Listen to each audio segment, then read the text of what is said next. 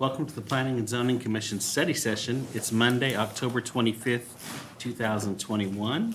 I'd like to welcome all the commissioners and thank you, as usual, for your service. We'll jump right into the study session item A1, which is discuss regular agenda items. That takes us over to C1. Consider approval of the attendance matrix for the Planning and Zoning Commission as presented and take appropriate action. Is everyone good with the attendance matrix? Yes, me. I'm good. It appears yes. So we'll move on to C2.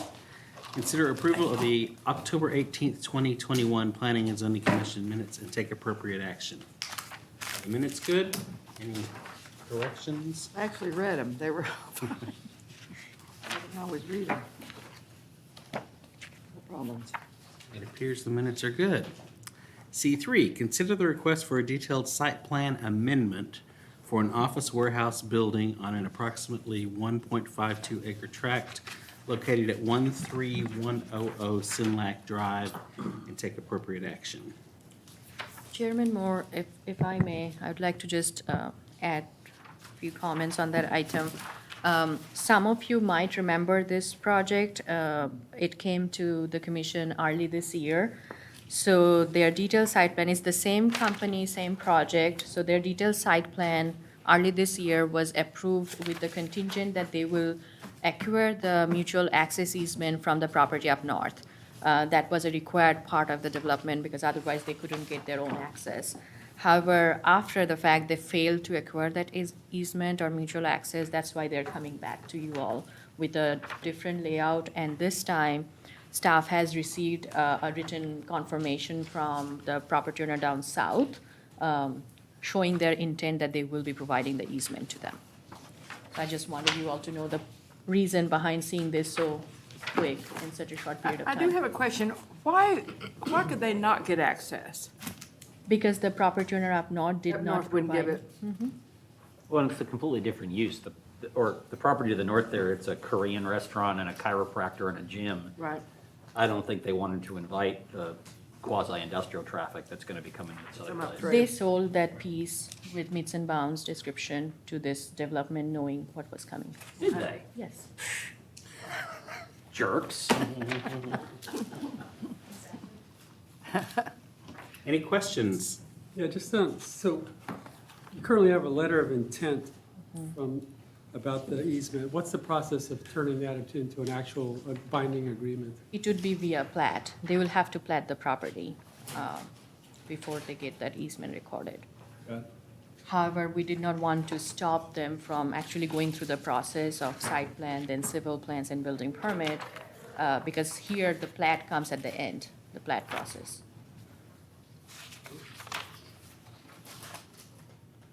Any other questions?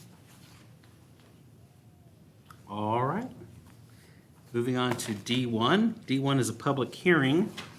Conduct a public hearing and consider the request for a specific use permit amendment to extend hours of operation for on-premise sale, consumption of alcoholic beverages with a qualifying restaurant or facility for an approximate 6.85 acre property located at 14221 Dallas Parkway and take appropriate action.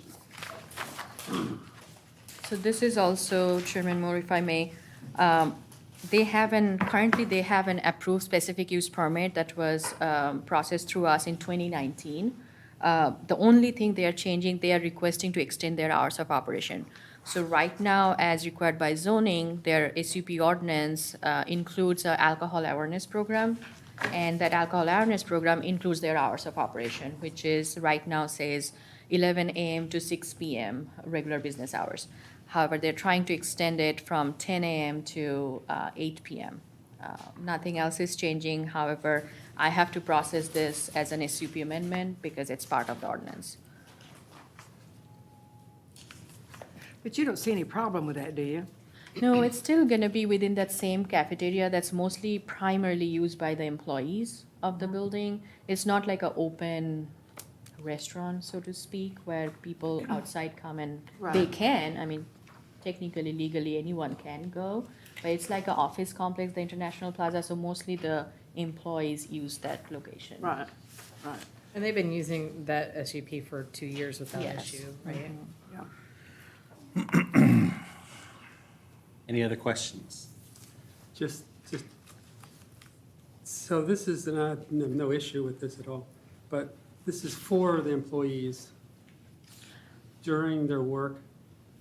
The only reason I ask is when I look at the The 8 p.m. awareness program, it says they are prohibited from consuming alcoholic beverages before, during, and after their work shifts. So I was wondering who was actually drinking the alcohol, if they I can't be think working. that means That's the the employees of workers the of restaurant. the cafeteria. Ah, that's the cafeteria. Yeah, we have one of these in the basement of my office building. It's SMU, so it's dry, but it's essentially everybody that owns a suite in the building can come and eat So lunch. this is referring to the workers, that's what I wasn't getting. Mm-hmm. Thank you. My assumption is TABC it's- training comes in. it's just for people that want to extend a happy hour. Yes, yes. And if They they don't have have to like a office party or something, like after hours, they can also order food from there and drinks from there. They have like a nice little outdoor pavilion area, it looks like. Yes, but Carry I over and have don't think, events. Is that included? no, that's not part of, because the specific use permit is talking only about the cafeteria. Building. Yes, so it's a on-premise alcohol consumption, so it's not off-premise. So the portion within the cafeteria, they have a bar set up, that's where the beer and wine will be served from. So the SUP is for on-premise consumption of alcohol, which is the requirement for PD 53, that plan development requires an SUP. Otherwise, if you go anywhere within the city right now where restaurants, qualifying restaurants are allowed to serve alcohol without an SUP. This may be an ignorant question, but this is not in the entertainment overlay district, right? No, it's not. Any other questions? And this is going right now, this is in operation? Yes, Yeah. yes. Is it, are they doing well, do you know? I hope they are. That's why they're trying to extend the operations, I'm Got it. assuming. But People want to keep going, it seems like, Yeah, right? that's good. I always want people to be successful, so. Here's more time to sell booze.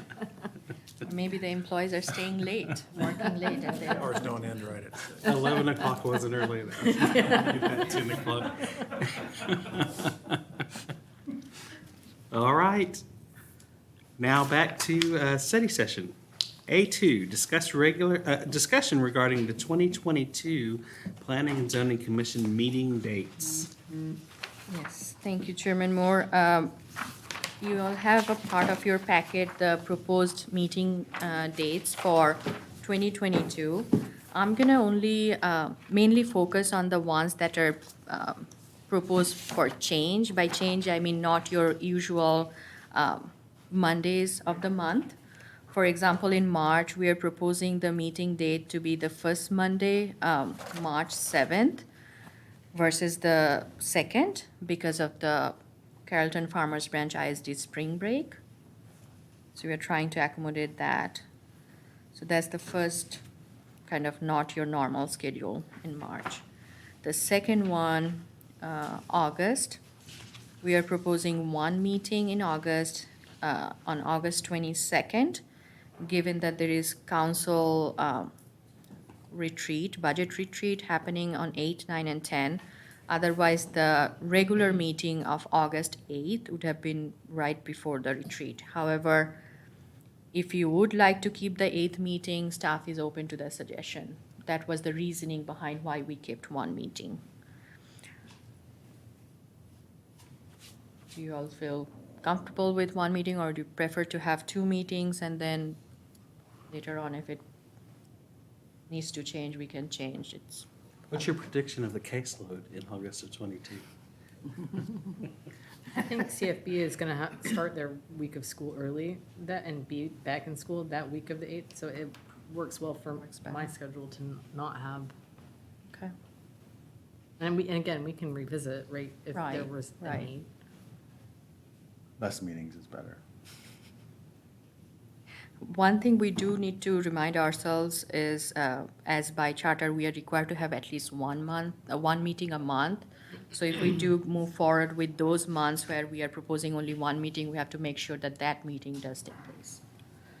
Then moving on October, And you can probably see why I did it, because this year it was difficult. We had back-to-back, like the council meetings being, because of National Night Out, they pushed the council Tuesdays on 11th and 25th. And just like this year, what would have ended up happening is we would have had a P&Z meeting on 10th and a P&Z meeting on 24th. So that's why I proposed that we put the P&Z meeting on October 17th and do one meeting.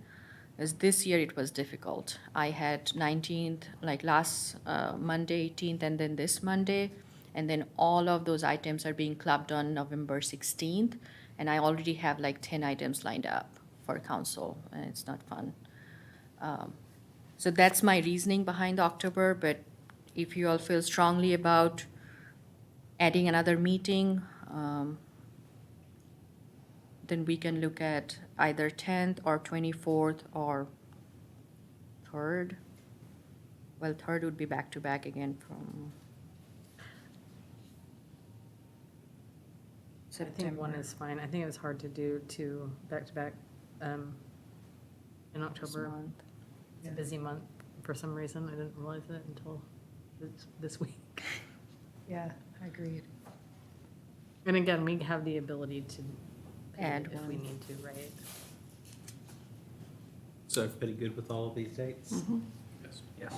And then, of course, November, December, the usual one meeting. One thing to point out is the council joint meeting is, the joint meeting with city council is scheduled for July 11th.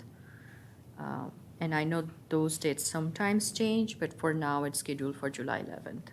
So we will have the joint meeting first and then the regular P&Z meeting afterwards. Is council going to spring for the Slurpees? Big budget. Well, it's 7-Eleven day, so you should be able to go in and get your free Slurpee, is what I'm saying. I think we're good. Okay, thank you.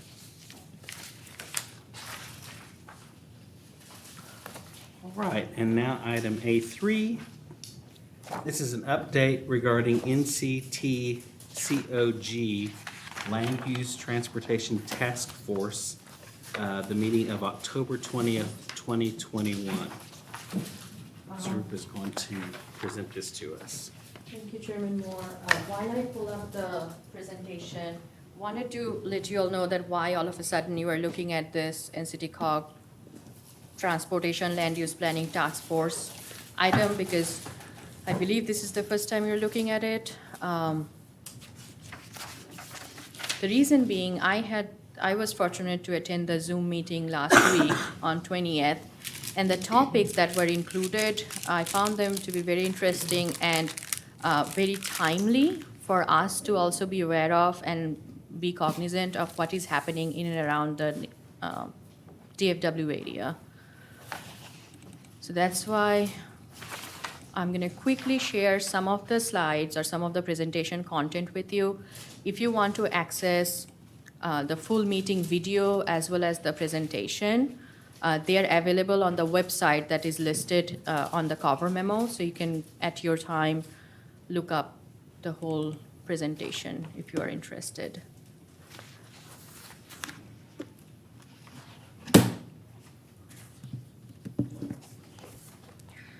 So the NCTCOG, this task force is like an informal forum for local governments where we share best practices and what each of the neighboring cities are doing in the DFW area.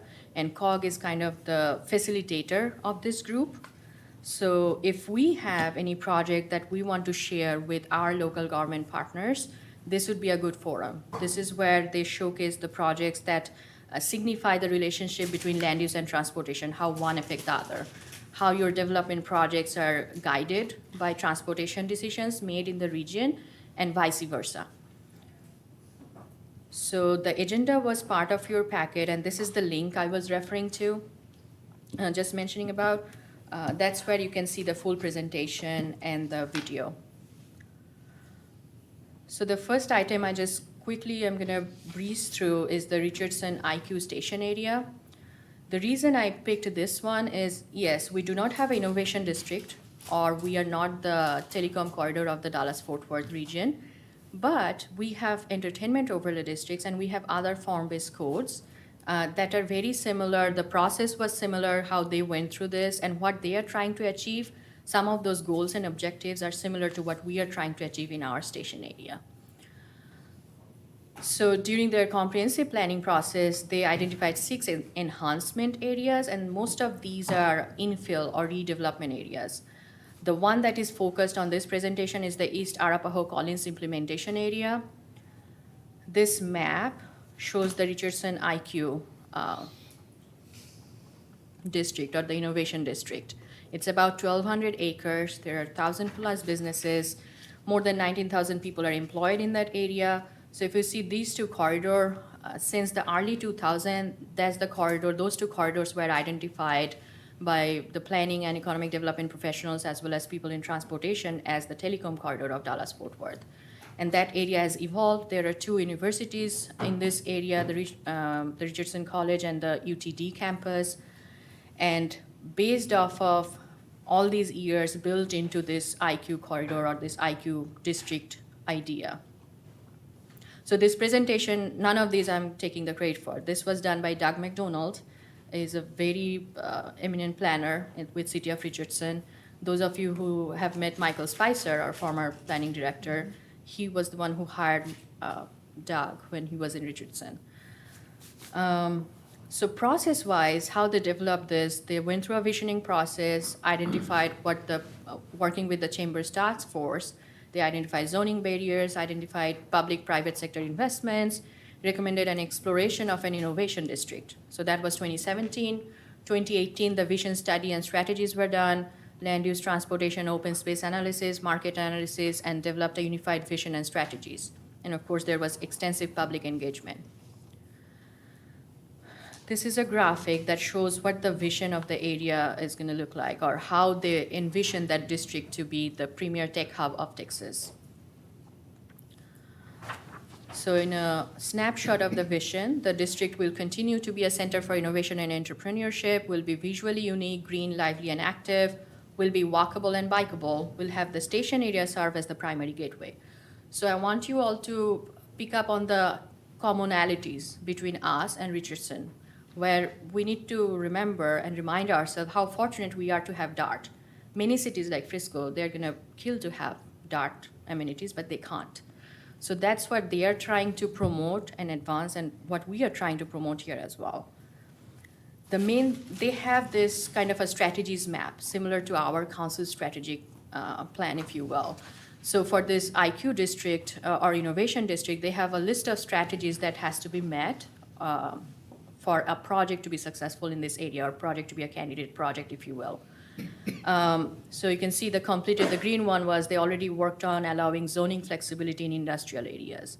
So that's similar to what you see in the east side, where our zoning, the east side plan recommended that we need zoning flexibility, we need to allow more alcohol consumption in the area. That was some of the backbone behind the entertainment overlay district when we worked on that. Again, process-wise, after 2018, in 2019, they did the city-initiated rezoning. About 1,200 acres, they rezoned into this IQ district that aligns with the vision study, launch of demonstration projects, public engagement, and began mobility and capital improvement planning. So they also did a form-based code for that area, similar to our station area master plan and station area code, remove barriers and increase flexibility, maximize development potential, limit the creation of new non-conforming uses. That's where we have to understand that, okay, they recognize the fact that they have existing non-conforming uses, but you don't want to expand on that. You want to limit that. Support existing businesses and their growth. The natural amenities, they have this Duck Creek area, and position the Arapahoe Center Station as a walkable mixed-use front door to their district.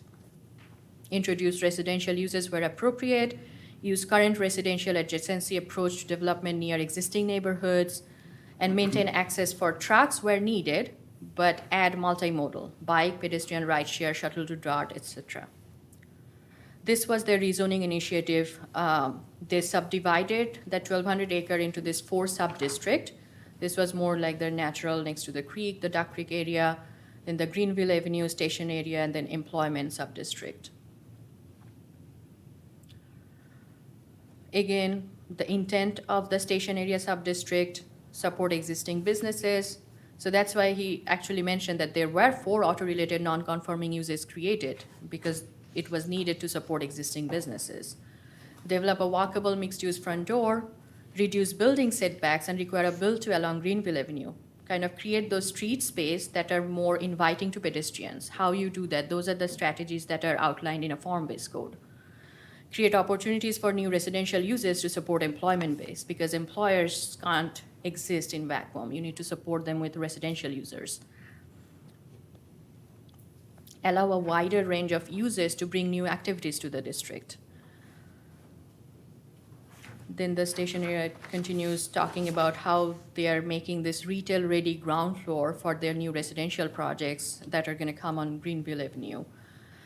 And I definitely want to point out, no minimum parking requirement for the residential component of mixed-use development. If you are in a station area, if you are within a, yes, No, Commissioner. I'm just listening because I was interested in that, so I'm sorry that finger went up. It looked like I was asking a question, but I wanted to hear you explain that because I Sure. haven't looked at that before.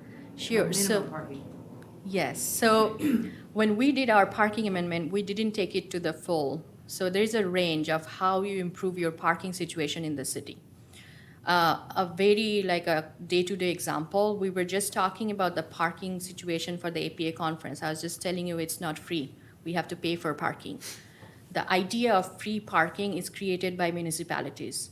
When we keep on requiring parking, we are not paying for that parking. The developer is. How is he paying for that parking? By introducing that additional cost into the project. The renter is paying for that parking. So in a way, the people who are using that space, they are paying for that parking, quote unquote, but it's baked into the project. So when you take out that minimum parking requirement in a TOD environment, we are trying to encourage people to use less car or mode like single mode transportation. We're trying to encourage people to use buses and trains where they're available and create a more walkable environment where once you go to a train station, you take your train, you go to your destination, and then you walk to your job place or bike to your job place. Mm-hmm. It's an overall goal of reducing the carbon dependency of the region. And that's on COG's radar too, because they are the regional MPO. That's how they fund transportation projects. The projects that are going to create more greenhouse gases, they're not going to fund those. The projects that are more TOD supported, that's what gets funded. So that's why no minimum parking requirement for residential component of mixed use. If you're part of a mixed use project, you don't need to provide minimum parking. And market usually determines how much parking you really need to provide. If a developer comes in with a residential mixed use project, he would know better than me or anyone, any planner for that matter, how much parking is needed for his project. If he can't rent his project with the type of parking he's proposing, he's the one who's going to lose the money. So in a way, the municipalities need to get out of that business of requiring a minimum parking. That's what they're trying to promote here. So since the FBC adoption, their station area planning, this is also important. They're looking at the name and branding. How each of these communities in Dallas-Fort Worth area have to stand out. So they have their IQ district, they have their IT corridor. What do we have? How do we rebrand ourselves? Why our TOD is different and unique? Why our station area is different and unique? Those are the things that we need to look at also. Redesign of Greenville-Arapahoe intersection, first bike signals, and these are some of the projects that are already complete. They have done ILA between Dart and Richardson, and they have hired a developer as a Cushman Wakefield as the master developer to do the overall station area development. And they have kicked off the Innovation Hub Market Feasibility Study. And as I said, this presentation was done by Doug McDonald. If you want more information, we can always have him come and talk to us if you're interested to find out more. So I do have a question. Are they on, do you set up a schedule when you do something like this? I mean, it's, I know it's set, but are they on schedule with all I of believe this? so. I believe so. Because they started with their visioning in 2017, and see within 3 years, they have already done a city-initiated rezoning and have rezoned successfully 1,200 acres of land into this innovation form-based code. So I would say they are on track, and they're working with the private developers to bring successful projects to that TOD area. That's what he was referring to in this Cushman Wakefield. So what's their end date? Do they have an end? That What's I- their last year that they have on their plan? I forgot to. That I do not know. I'm sure we can find out more about that study if we go to the City of Richardson website and onto That's this okay, innovation that's fine. district. But I'm sure for those long-range projects like this, usually there is not like an end date. Right. Because it's supposed to grow and evolve and be bigger and better, right, over the years. And then the next part I wanted to, yes, sorry. Sorry, I just wanted to add, because I am familiar with this project, and it was highlighted in what you said, but the demonstration projects, I went to some of those early demonstration projects, which are a really great proof of concept, and kind of getting that engagement. And the other thing that wasn't mentioned in this presentation, but I think is really essential to the success of it, is the programming. I mean, they mentioned public engagement, but there are monthly IQ Richardson meetings, which I frequently attend, where they have speakers and things going on. And so it's to that branding point, but also to the citizens and the businesses and what's going on. Very So there's important. an ongoing programming that's been happening pretty much monthly for as far back as I can remember. For information to the public and information to the citizens. To the Yes, but businesses not just also. information, and certainly not just a one-way information, but an actual program that accomplishes goals in terms of connecting businesses, networking, engaging and informing about what projects are happening and innovations happening. So for instance, one of the ones I went to, or that's coming up soon, is a UTD, because that's in Richardson, professor talking about transportation and automation, right? And so it's a related topic to their goals, but they're educating the public broadly about what's coming. So where do they have the meetings and how many attend to those? They are currently online, but it's a hybrid. It's also in person at the Innovation District itself. So you can see they're in a room. So it's a hybrid environment. And they're doing them at the Innovation District, and you can also attend on Zoom. And to my mind, it appears to me that there are certainly dozens of people at those regularly. Interesting. It seems like they're trying to build the community of the IQ. Yes. Yeah, yeah. So I just wanted to highlight that as we think about this and what we would do here, that to my mind, those aspects, the demonstration projects and the programming, and not just one way, not a community meeting where it's a one-way thing, but an actual engagement around real information and topics, not just the project itself, but ancillary. So holding a planning and zoning meeting at Cedar Creek Brewery, is that the answer? Is that the way forward here?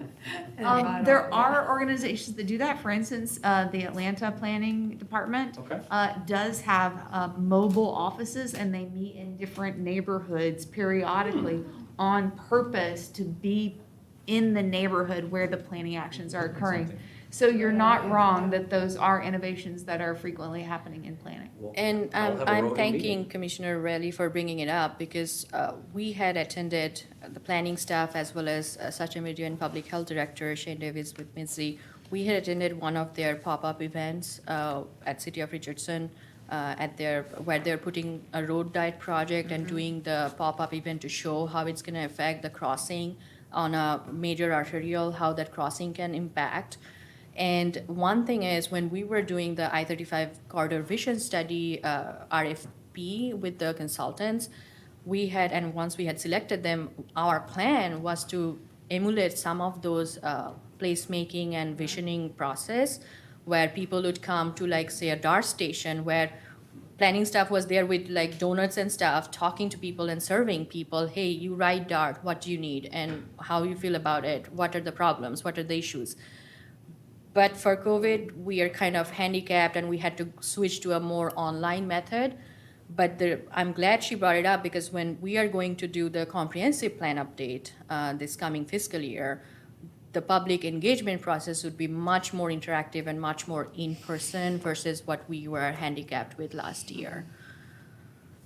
I think it promotes acceptability of what you're getting ready to do. I mean, it's a huge project, even for us in Farmers Branch, where we are claiming land and moving people and whatever. I think that would be a fabulous idea for acceptance from the community as to what we're doing. They buy in because they know what's happening. They don't have to call me or David or you or you or you. I mean, I know all of us get questions about what's going on and what is that. So I love that. I know Allison wants to add something. So the Richardson Chamber is a powerhouse. They're well-run, they're well-staffed, and they probably do most of these meetings. Yes. They support the city in a way that is really a model for chambers, I'll say.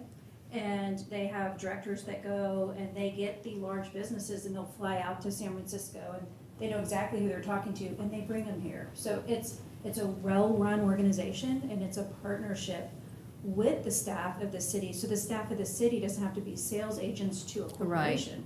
But rather the chamber is filling the economic development role. How big is Richardson, population-wise, compared to they're Farmers pretty Branch? Bigger than us? They're bigger than us. They're at least My answer? like 60. Economic development. Thank you so much. Hey Do you know, Siri, Amber, how at big is least 60 or Richardson? 70,000 people. Something like that. That sounds right. Richardson is much bigger than us. Yeah, Yeah, land mass and population. yeah. And I think 116. as Allison is, Wow. 116,000. oh yeah, Wow. So then what's the population of Farmers Branch again? Pop quiz? less than 40. We are getting there. Permanent residents, not daily residents. Yeah, I think like the I-35 corridor, of course, it was also winter and it was COVID. Yes. But if it was in decent weather, especially the road diet stuff and then the crossing under 35, like all the discussion about how the sidewalks are gonna go. Yes. A demo in person would Right. really, because we had like Exactly. 2 people on one of those. Like, it was kind of, it was Disappointing. embarrassing and Disheartening. disappointing, yeah.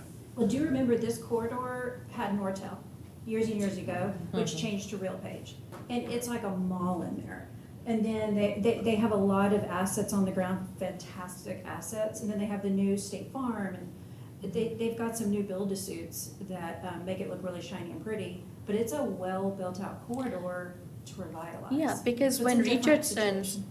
IT corridor came up, we were going through planning school. So that was like early 2000. So it has been Right. more than 10 years. So Right. of course they have that groundwork, but what we are trying to emphasize is that it's not a lost cause for us. We can still be there and maybe not in the scale of Richardson, maybe not an innovation district, but our station area can emulate those principles, those walkability principles, those hike and bike Right. paths and the Right. road diet and all those projects.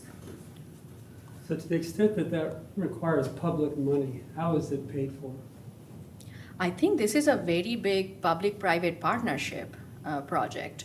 And Allison, I don't know how much you know about their Chamber of Commerce. As you were talking about, they're a very big partner with them. And one thing I'd like to point out is this is where they're unusual. This is where they are the IQ district. Because see that office, even though he's a city staff, look at his office. It's an office of innovation and placemaking. Yeah.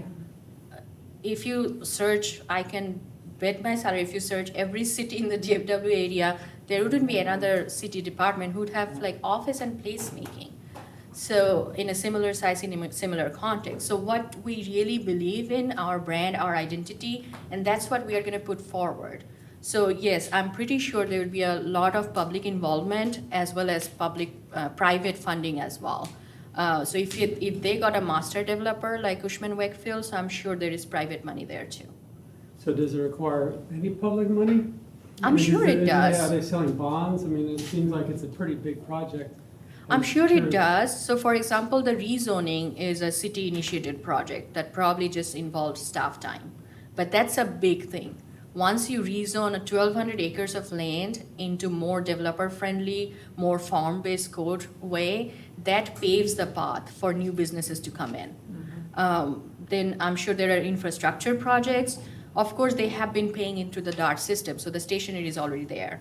Think about all the investment that has already been put in over the past 10 years. But we can also reach out to Doug and find out more information if you all are interested. But I don't know the specifics to give you like how much public, whether it was a bond program or a CO, I don't know. I'd be interested to know how they Sure. pay for it. And then this one, I'm gonna just quickly scroll through. This was City of Dallas's presentation on 1,000-unit housing challenge update. So it was interesting they got with the high scoring, and each of them were recommended for development. And there were 2 sites that they did not receive good response. So you can see the project types were multifamily retail, and then multifamily townhome and cottage. And these are the addresses, and I have the slides for each of this property. So without getting into too much detail for each, this is a tall, narrow, kind of a rectangular piece of property, less than 2 acres. Current use is of course vacant, but the presenter, when he was talking about it, he said that if you had driven to the fair, the Dallas Fair, State Fair, you probably have driven next to it or seen it when you went there, so it's pretty close. Distance to a station, I believe that's one of their selection criteria, that it has to be within a 1/4 mile of an existing DART light rail station. So it's a 89-unit rental housing or multifamily. See that 30% AMI up to market rate, 2-story retail facing Lipscomb, podium construction with ample green space, and this is about the estimated project cost. So the city owned the land, and the team, the developer team, is bringing in the project, the podium construction. So that 30% AMI, that's saying that there will be some units for rent at 30% of the market, Average market. of the average market. And so who is subsidizing that? I mean, who, is that a, how, If you go to the planning meeting that we promoted last week, right? there's several classes on exactly the questions you're asking. Right. And so what I've learned from going to them is cities support that, chambers of commerce support it, and then they use the different city financing vehicles, whether it's a TIF or a PID or however many of those acronyms, there's Right. 100 of them. And they will have experts in Dallas. There is a affordable housing division, and it's a public-private nonprofit person, the executive director's there, and she is talking about how she partners with this property developer right here and helps them raise money through her nonprofit and through the city of Dallas, so that everyone sort of has their fingers in it, and suddenly there's $20 million or whatever the number is to support that 30%. And Commissioner, I would strongly encourage, if, as you are interested in this, which is a good thing, go watch that video, because I'm not gonna take that much time. It was a long presentation, especially the Dallas one, but the video is posted on that website. So if you just scroll through, like, he would be able to, like, in that video, he talked in depth about each of this project. So that would be the best place to start first if you want to learn more about each of this project. I just I'll wanted also this tell you- excitement to start. I'll also tell you one other thing, that in this conference that I know I was at, I think Bertle was there too. They had 8 people on the podium. It was a roundtable discussion. And so one was the city of Dallas person with a nonprofit. Another was a lady like us who decided to open a nonprofit, and I think it was in Fort Worth or Arlington. She owned some tracts of land that was depressed townhomes, really, really bad. And so she was faced with a choice: do I redevelop them and try to rent them out and pay for it all myself? Or, you know, our city needs affordable housing. How can I accomplish that objective? And so she started learning all about that and became a self-taught person. I can't remember her name. Very impressive lady who set up a nonprofit, who figured out how to get the funds coming in from various places. And so, you know, they're sort of competing with, you know, Arlington's competing with Fort Worth's competing with Mansfield, competing with Dallas, and all of those nonprofits in a way are competing with different places to get that money. But there are investors out there, I guess that's the right word, that or developers. There's some developers who have it as part of their strategic plan, that a portion of their time and effort will go to helping cities with affordable housing. And so then they partner up, they're looking for that person who's eager to work with them. They work out their deal, and then it was probably an hour and a half long presentation, but it was kind of a question answer thing. It was really, really interesting. from that perspective. Right, okay. Sorry, Sir, but. No, absolutely. I think that was the goal for me, including this, because I'm sure initially when you saw it in your packet, you were like, why are we looking at this? But I want everyone to feel excited about this and learn more. Because how much can we provide in our limited time of interaction with you all? But if you go to COG website, find out these projects, you can go through these presentations. Like this is another example. Now this one was I would say, easier project. It's about 10 acres of land, but vacant. It's a lot of development potential for this. It was vacant, surrounded by senior living, public open space, distance to station 0.3 miles, about a 71 million total development cost. 303 units of rental housing, including small-scale apartments, cottage flats, garden homes. So these were different types of residential projects done by Matthews Southwest. They were the development partner for this. And I'm saying past tense, but these are all in the planning phase. That's the overall concept plan for that 10-acre land, different types of housing solutions. And they had to work with this slope, which reminded me of my college thesis. I had a site like this. These are some of the tentative sketches or artist renderings. You can see how they're trying to make these buildings or these dwelling units more inviting, creating those incidental open spaces. That's what we call when we are making open space planning. These are incidental open space where your kids, your grandchildren are gonna play.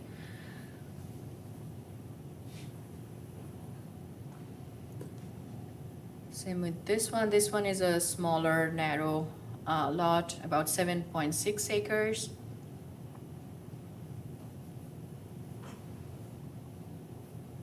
Lavaro is the developer here on this project. And this is where they have those 17 units at 60%, 158 units at 80% AMI, and 165 units at market rate. It's a 4-story wrap product. That's their concept plan, that's the garage, as well as the residential. And look at these courtyards. I believe that's why I was feeling it was so similar to what we are probably gonna see. I shouldn't say probably, but we are gonna see.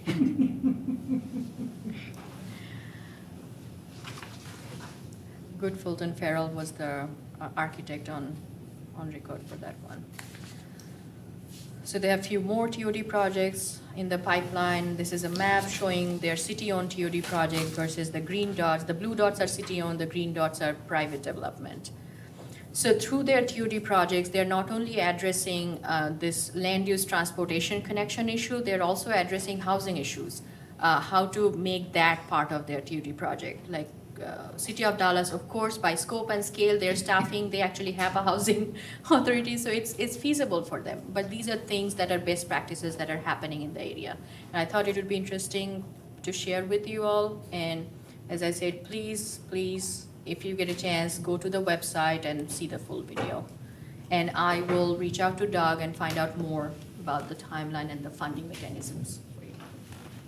Have any question? I thought these were interesting because it touched on things that we, get involved with, whether it's parking, whether it's affordable housing, whether it's the station area, all those different things. And a city like Richardson that is very similar to us. I don't know if you caught what Sarupa said, but a lot of the areas in that corridor are redevelopment. So it's old warehouses, old buildings, and they're either going to tear them down or they're going to repurpose them to fit the new, very similar to conversations we have had as long as I've been sitting in this group. And then City of Dallas, completely different from Richardson. Richardson has their strong chamber of commerce, like Allison said, that's probably a national treasure. And, and there's Dallas, and if you've lived here long enough, you know that Dallas struggles oftentimes to get things accomplished. But what's interesting is there's a lot of cool stuff going on, and that's all pretty much all South Dallas, which has been a really struggling area. So it was just interesting to see the contrast of both of those things, back to affordable housing, which I know is on the work study list, and also multifamily, that's also on the work study list.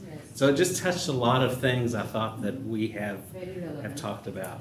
So, just a question, whether you know this or not, I know that if you do have properties that are coming in at 30%, or some of them said 80% AMI, do they get government assistance on those also? So there's two things. A developer can get certain financing if they buy a tract and develop multifamily or rental for a tiered approach. 30% of AMI means you make 30% of the area median income, and I'll reserve 10 units for that. I'll reserve 10 units for 50% of the area median income. And I have 10 units for market rate, meaning whoever can pay my actual bills. So the IRS does certain funding, and so does HUD. And so Okay. that is one way for financing for the vertical. But there's also other Financing to ways the builder? for the builder Okay. to build the vertical for the construction. And ongoing operation and whatnot. Dallas County also has grants for individuals, for single-family homes and rental assistance and things of that nature too. Is that ongoing? Because if you Yes. have, so if it's There's 30%. windows, there's cycles, so you just missed the window for the IRS tax credits, but will open up again. And you have certain times that you have to identify your tract and ask to qualify, if that's the road you're taking for financing, or you can go through HUD, there's various. So the ways. builder doesn't carry it all. The person that's applying can carry part of the responsibility to get assistance for that, Well, I mean, the builder developer carries the financing for it. to but- build it. To build it, but they get some assistance, and that's how they offset the rent. Okay. So it's not a magical way to make more money than the other developer down the street. It's just a different way to develop a property. Got it. Thank you. What I found interesting is the developer has to have the desire to do it. Yes, it's not If easy. there's no desire there, they're gonna go do whatever it is that they normally do. And sometimes that desire is created by a ordinance that the city says, in this zoning district, we will have this much affordable housing, and it will be like this and that and the other thing. And then if the developer's gonna develop there, they've gotta do what the ordinance says. So but there's 100 different There's ways. ways to get it done. Yeah, for- to that's help what them. I Yeah, have yeah. learned, just sitting in the different conferences. As a developer, it would seem like there would be more overhead having to manage that, like, okay, I have Yep. 30%, I have to Where there's a lot of reporting. reporting. And it's a and, headache. yeah, There's no so, question about it. I would suspect, don't know, but I would suspect that the developers who have embraced this have figured out ways to make it right. where it's, it works for them equal to another developer that's not doing any of that, because there's incentives, or they get those windows where there's incentives, or whatever it is, and if we do this one, we get an extra $1 million for whatever. And as long as they manage the project correctly, just like any developer, if you manage it right and it's on time and blah, blah, blah, then those incentives kick in, just like a highway project or whatever. Well, and I did this for you now, when I do my North Dallas project for $1 gazillion, you like me a lot more. Yeah, yeah. Exactly, and they're not always good-hearted nonprofit people, Yeah. so you know what I mean. I'm a Yeah. personal injury lawyer. I'm around bad guys and money people all the time. There you go. We are too.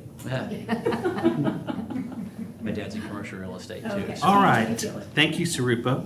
Item A4, discuss agenda items for future planning and zoning commission consideration. Anything we need to add, anything anyone's interested in? Did we ever get that tour planned or the? Yes, I was mentioning that last Monday.